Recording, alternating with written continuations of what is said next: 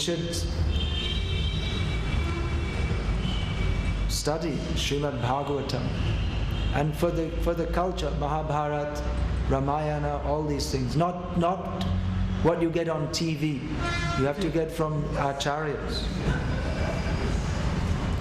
If you watch Krishna Leela on TV, then you'll get the wrong idea, because people who are not Krishna conscious, they take Krishna to be a mundane person like themselves and portray him as such.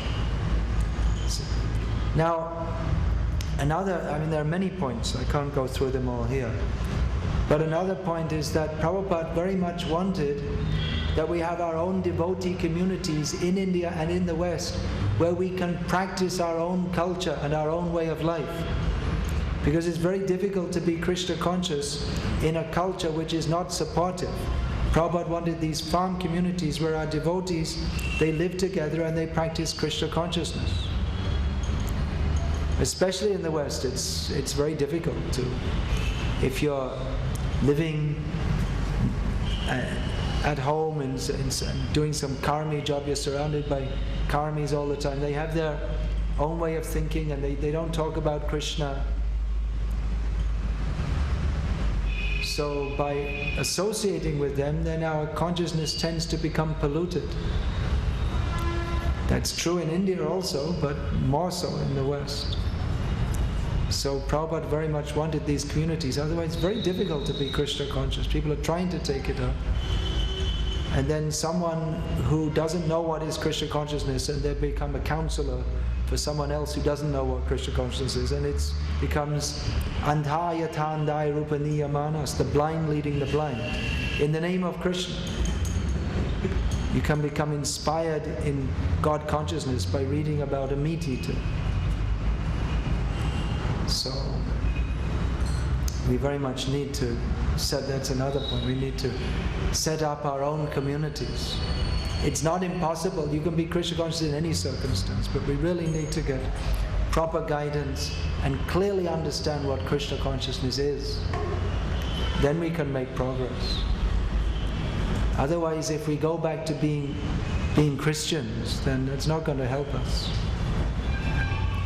We may not say all these things publicly,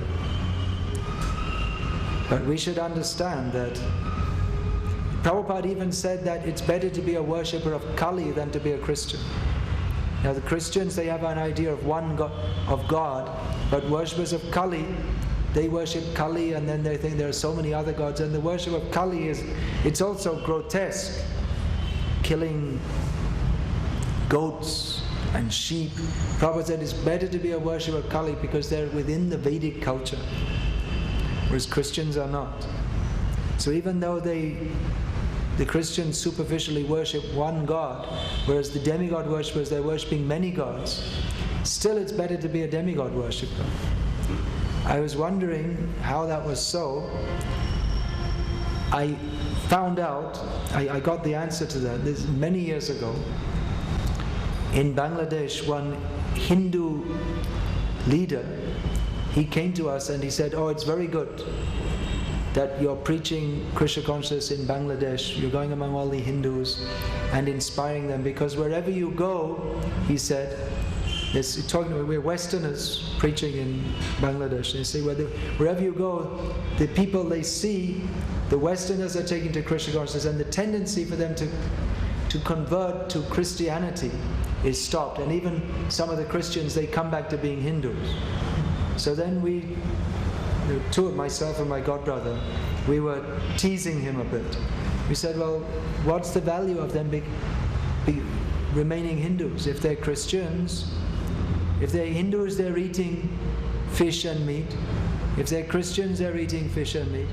Maybe it's better they're a Christian, because if they're a Hindu, they don't have any fixed practice, but if they're a Christian, at least they go to church once a week.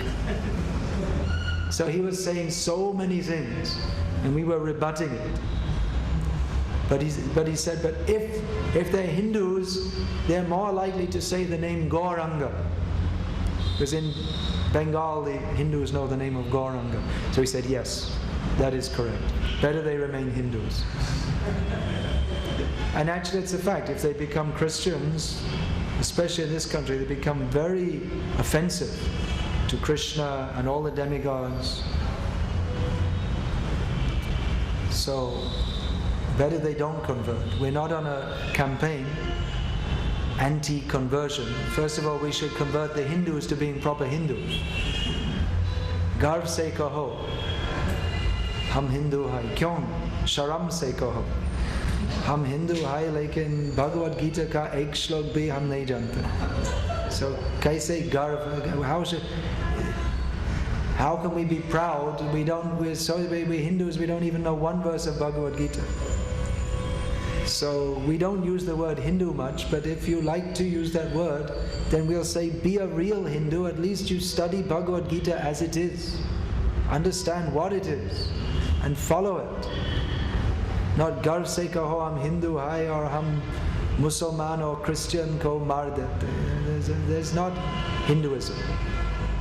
We're Hindus and we attack the Muslims and Christians. There's no such thing.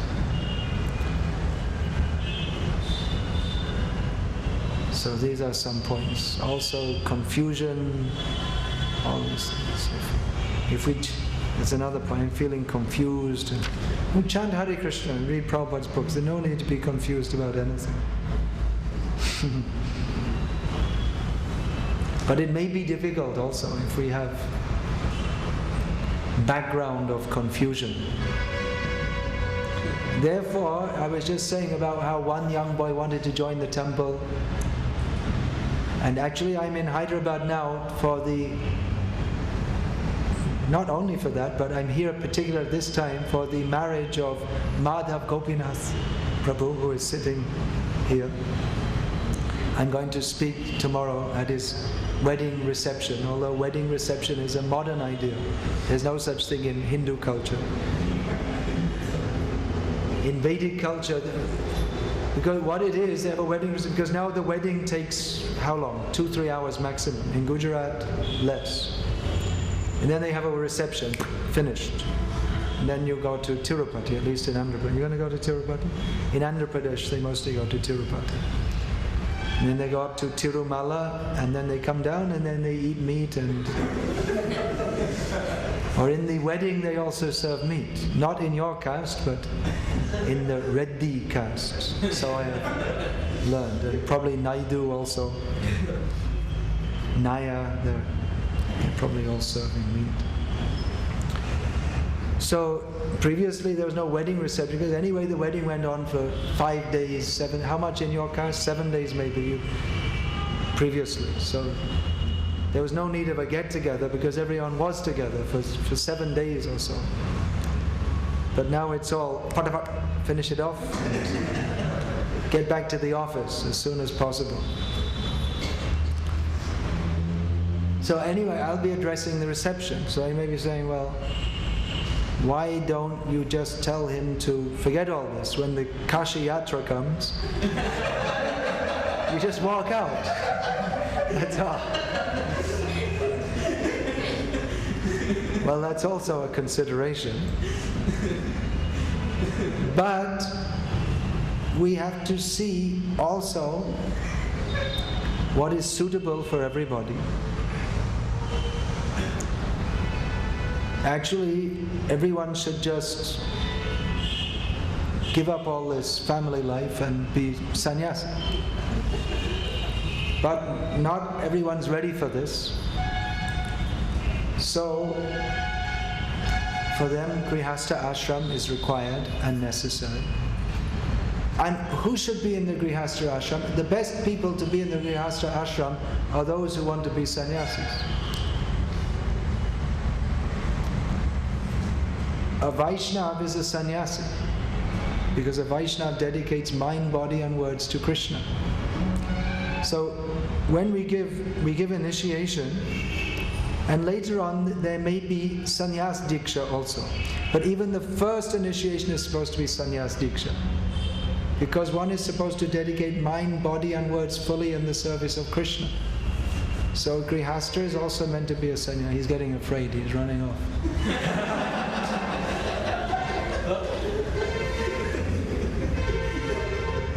When we talk about sannyas, people get afraid. Especially the wives get afraid. They get very afraid.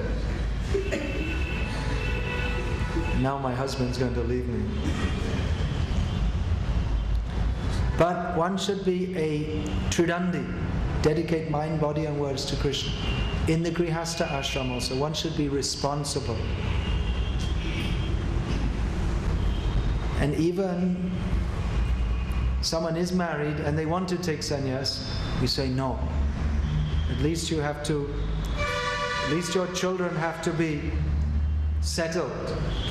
Even if they want to, except in some very, very rare case, which I haven't to date personally recommended anyone. They could be, but I haven't recommended any grihastha who comes and says, well, I know. I say, you stay. Do your family duty, then you come out.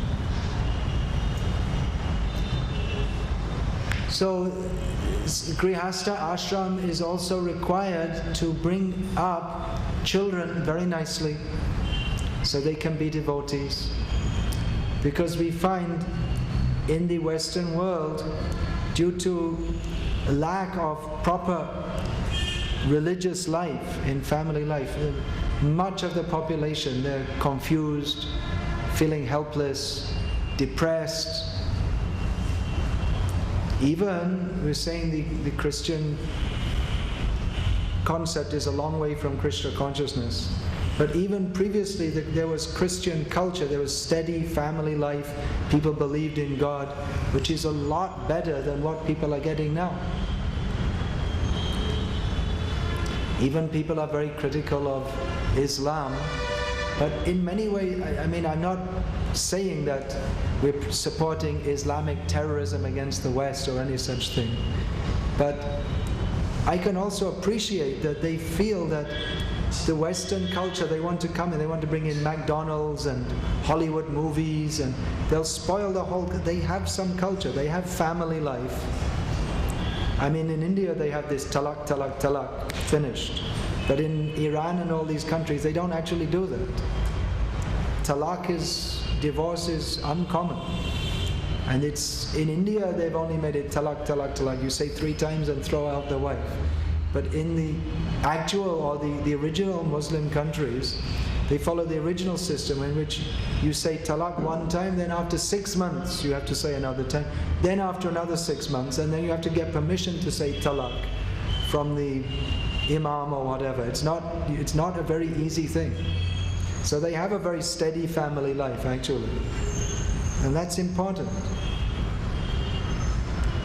So we want responsible grihasthas in Krishna consciousness to raise children who are pious and happy in the sense that they feel protected and sheltered in their family life by parents who are devotees.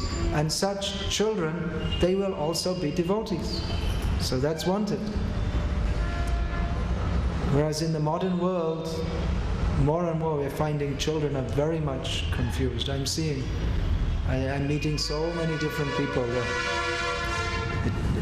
More and more children are suffering from depression, so many suicide cases, schizophrenia, hypertension. I'm not saying I'm talking about in India. It's also coming more and more. I was speaking to a psychiatrist on the train, and there was a group of people that were asking about Krishna consciousness. I was talking about the social condition of India, and he said, yes, what you said is true. I'm a psychiatrist. So people are confused because the parents, they've lost their culture to a large extent. They just watch TV, which is horrible. So materialistic, promoting all the wrong things. And they don't know how to raise their children properly with a truly sheltered and dharmic background. So India is in a crisis. In modern India, people are thinking, it's wonderful, we're going to become a superpower. But socially, Indian people haven't realized yet. But they're on the verge of a tremendous social crisis, where the whole society is going to become broken down like it is in the West. And in the West, they're in such a bad condition that they don't even think that they have a social crisis, because they think it's normal that children don't have parents. It means they only know their mother, and they see their father maybe once a week for 2 hours or something like this. They think that homosexuality is normal, and they have homosexual priests, and they want to have marriages.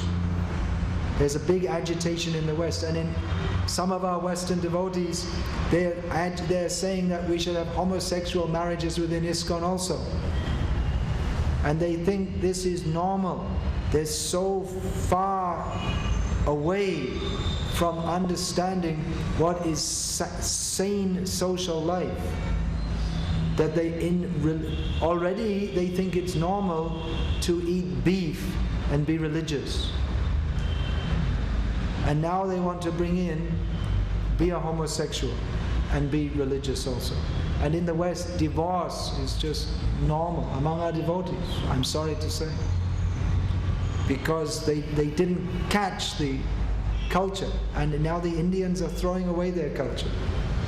And we're going to find among our devotees also, unless we understand the principles of this culture and promote it among our devotees, then in India also we're going to find the same thing, that among our devotees there's going to be divorce and so many bad things. I'm sorry to say, but we have to understand the principles. Just like I was giving that point, that nowadays, due to the different value system, women they no longer want to be shy and submissive, and they want to show themselves, I will be a success. But this was promoted in the Western world, and we see the result is that women, some of them are a success, although mostly not. They have equal opportunities, but still it's mostly men who are heads of companies and the top positions in every profession is still held by men. And even they're trying to make women into neurosurgeons, but they just can't do it. They just can't, they don't find any women who are capable of doing that. So it may be that they're successful, but they're not at all happy, and their children are psychological misfits. So they don't realize the glory of being a mother and a wife and bringing up children.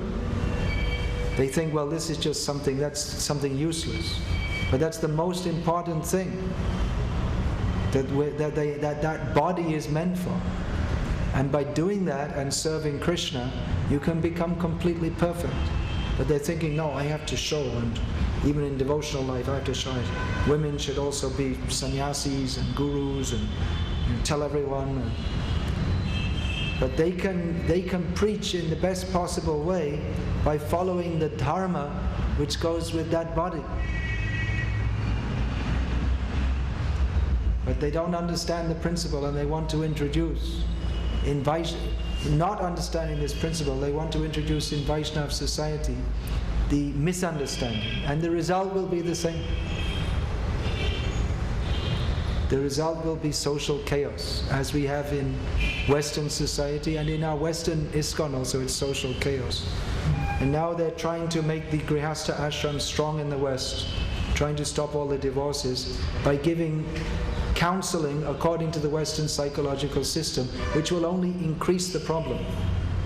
Because the problem is that we don't understand the culture, and if we introduce the Western screwed up way of thinking, it's only in which they try to balance the man and the woman according to Western psychological ideas, it's only going to make the problem worse. Because the problem is that we're not following the shastric directions of how to live as husband and wife, and we're trying to follow the Western culture. So if we reinforce that with more Western psychology, it's only going to make matters worse. They'll say how the husband has to adjust to the wife psychologically, but it'll never work. because they don't know the secret. So anyway, these are some of the points that came out from reading this, although reading this gives me the idea how we need to write many books explaining these things, and we have to set up communities in which these things are manifest. We have a lot of work to do. A lot of work to do. So I'll finish there. Are there any questions on this? Yeah, please. To what extent should accept the mother's words? To what extent should one accept a mother's words? And the Shastra Srimad Bhagavatam says, 11th canto, the song of Avanti Brahmana. Do we have a mic?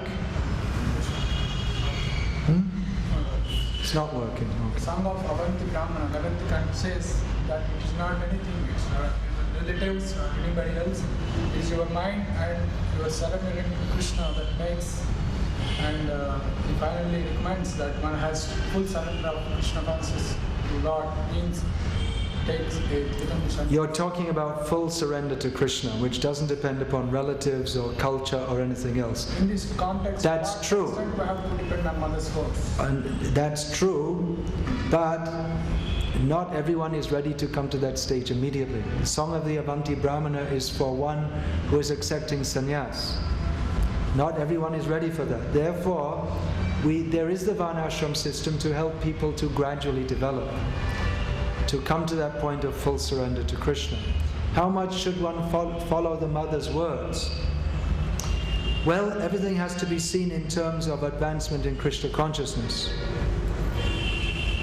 We should, if the mother is Krishna conscious, that is very nice.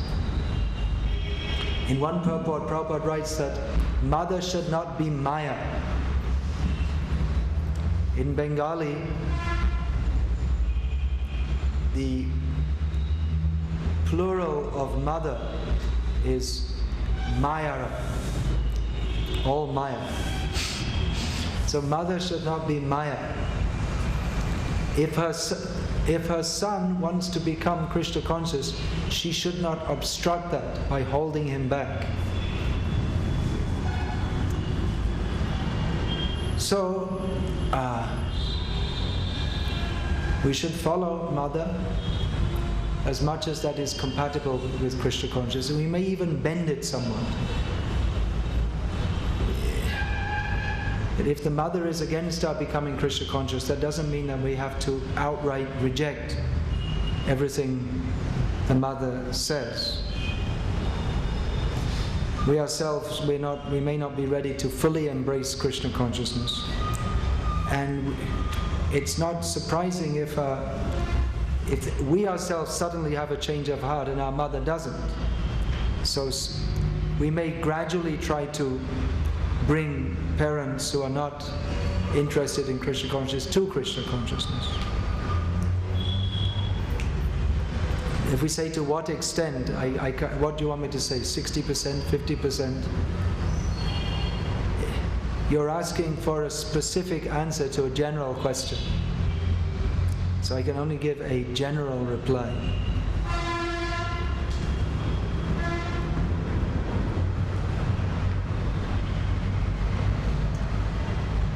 Generally, unless our parents are extremely against our Krishna consciousness, then we shouldn't cut the ties. Generally, yesterday I was just speaking to Hare Krishna Prabhu, who's experiencing some difficulty like this. I gave the example, I told him a few examples, one of Indrajumna Swami, who, when he took to Krishna consciousness, his mother was very disappointed. Not that he'd taken to Krishna consciousness, she didn't even mind him doing something which was crazy according to Western culture at that time, although it's more acceptable now. But what she was very much against was that he believed in God, because she was a staunch atheist. Very much against. She wouldn't mind if he had become an Indian sadhu, which was like a Buddhist or something like that. But she was very much against believing in God. She was a university professor and very proud that we don't believe in God. So anyway, she's in America, and Indra Swami was in Europe for he's been in Europe for most of the time. He's been based in Europe. So anyway, he never cut ties with his family. He used to speak to his brother, but his mother didn't want to speak to him. But anyway, whenever any new book of Prabhupada's came out, he used to send to his mother. And she didn't want to, he didn't like blaspheme her on the phone or tell, you're going to hell or any such thing. But he just used to send the books. And she probably would have thrown them away if anyone else had given, but she kept them and kept them in her garage. Which in America, keeping it in your garage means that it's the stuff you forgot to throw out, and you're going to burn it after some time, but you just can't be bothered now. So like this, over the years, so many books piled up.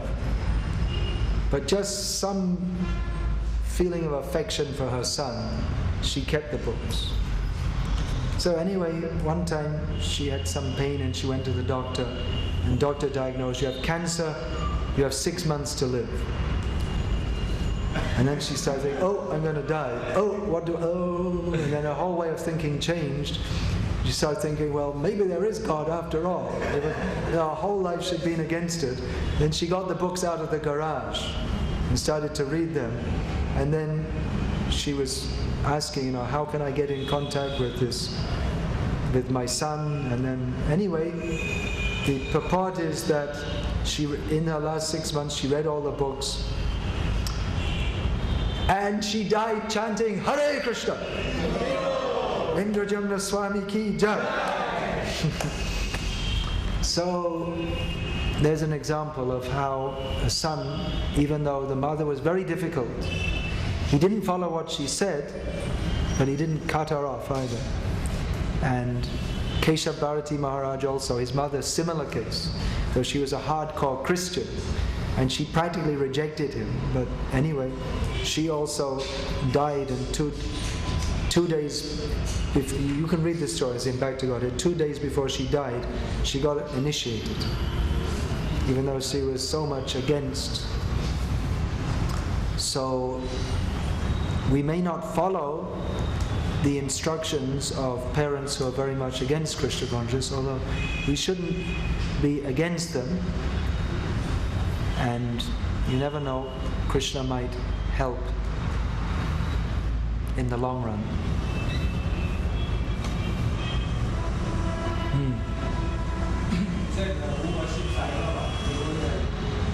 Yeah.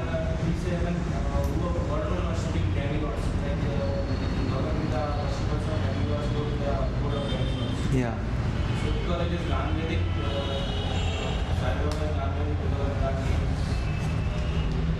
Why is Sai Baba going to hell? Demigods, they go to the planets of the demigods, and the worshippers of Sai Baba go to hell. Because he's going to hell, they go with him. What's the question actually? No, the point is that the worship of Sai Baba and the worship of Krishna in many ways seems very similar, doesn't it? That's the problem, because he's taken the position of Krishna. Just like, for instance, there's the very well known in Andhra Pradesh, Tamil Nadu, this Venkatesh Suprabhatam. So there are cassettes you can buy in which, what's that last line, the refrain? Shri Venkatachalapate Tava Suprabhatam. So they have the whole song, but they changed it to Shri, some name for Sai Baba, Tava Suprabhatam. So all the qualities of Vishnu are explained, and it's a well-known part of Vishnu worship, but they've thrown out Venkatesh and put him. So because he has taken the glorification which is specifically meant for Lord Vishnu and accepted it himself, he is the most sinful person. And he himself is going to the very deepest hell, and those who follow him, even though they think they're worshipping Vishnu, they're also going to hell. You understand the point?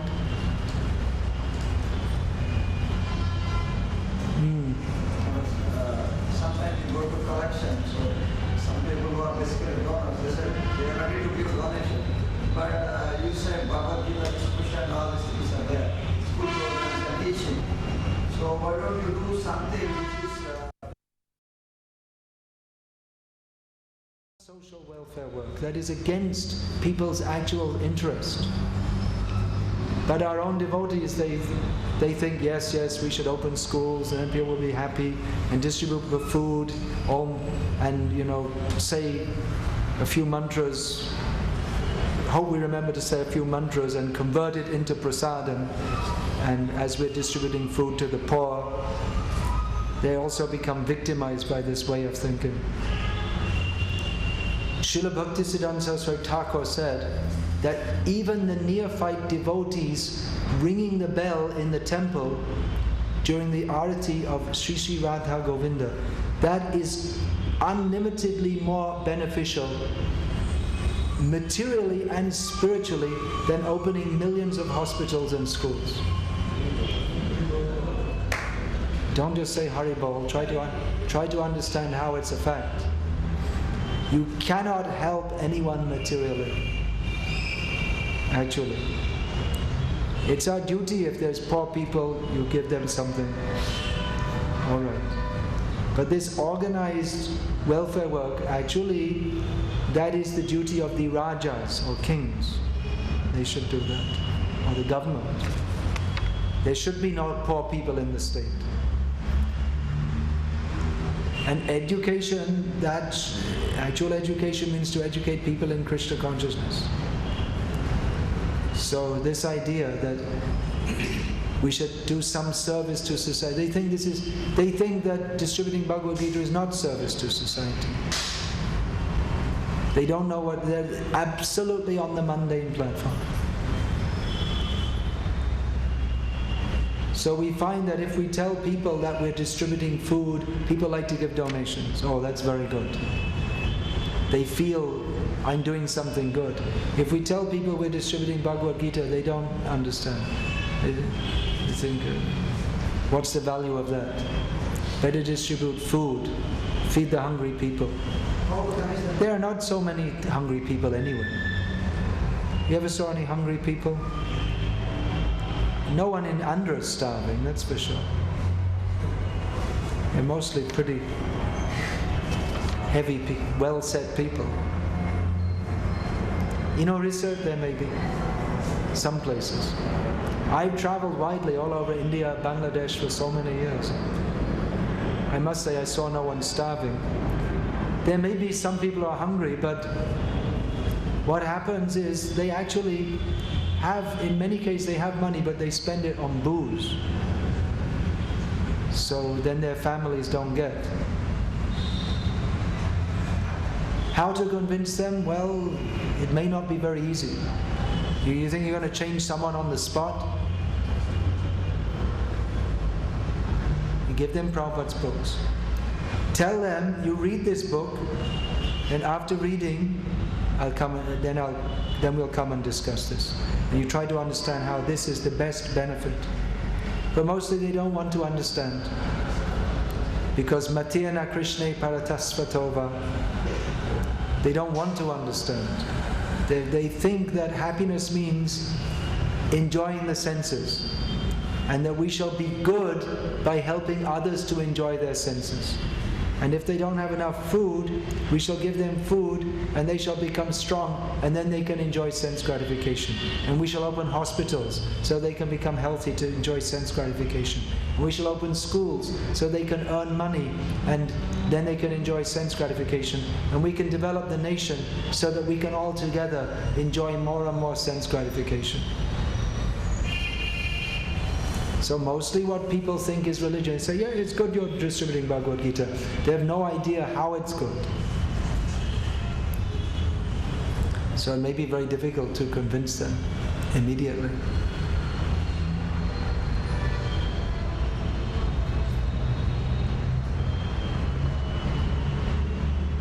You ask them to come to our temple and hear the classes. And the classes should be spoken only on parampara principles, according to Guru, Sadhu and Shastra.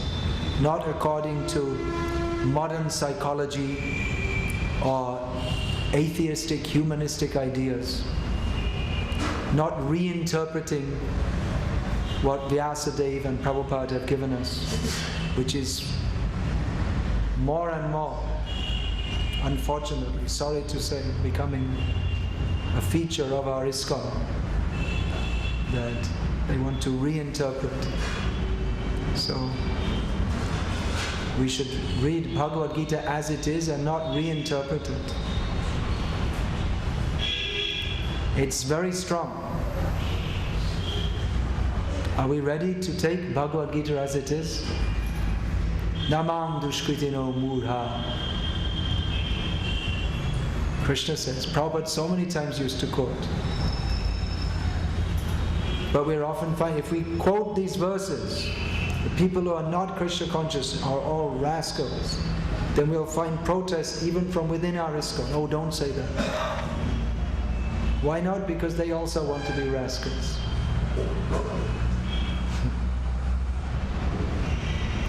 Krishna consciousness is not a pious activity, that we become very good, we become vegetarian, and we have no habits, as they say in India. Although habit doesn't, when you say someone has no habits, it means they don't drink or smoke. But a habit can be a good, chanting Hare Krishna, that's a habit. That's a good habit. So, it's not just pious life. But Krishna consciousness means to change our whole attitude towards life. That I'm only meant for the service of Krishna.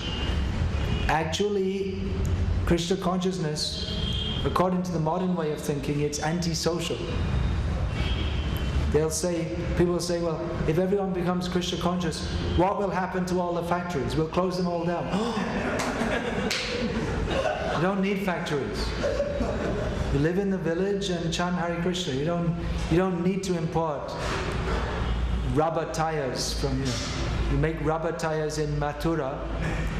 They have a rubber tire factory in somewhere, Faridabad somewhere, and then they export them to Hyderabad. Not required. You don't need, everything is there in the village. You say, oh, then the economy won't be developed. What do you mean? You live very simply and chant Hare Krishna. Or what about Sri Harikota space project? You don't need. Not required. Then India won't become a powerful nation. It doesn't matter. Chant Hare Krishna. That's the actual purpose of life. So they'll think this is against the national interest. They don't know what the national interest is, that every Indian becomes Krishna conscious and surrenders to Krishna.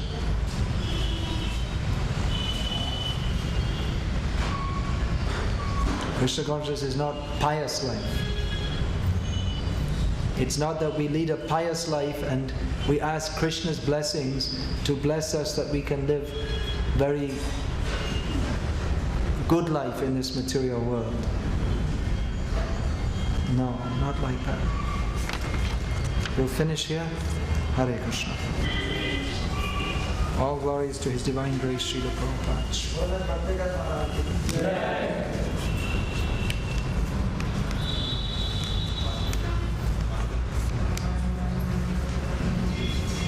One other point, actually, I was saying about we don't encourage everyone to be a sannyasi.